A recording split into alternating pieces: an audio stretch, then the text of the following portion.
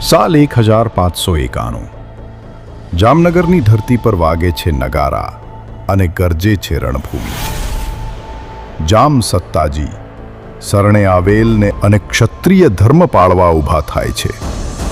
સામે છે મુગલની વિશાળ સેના, હજારો સૈનિકો, તોપો, ઘોડસવાર. રણમાં ધૂળ ઉડે છે, તલવારોથી ચમકે વીજળી, નાદ કરે શ્રી જામો જયતે. જામ સૈનિકો જાણે મોતને મીઠું સમજી ઝૂકી પડે છે. દરેક ઘા પર ગુંજે છે પૂર્વજોની શપથ. લોહિયાળ યુદ્ધ પછી પણ આ ગાથા ગૌરવ, બલિદાન અને શૌર્યની અમર સાક્ષી બને છે.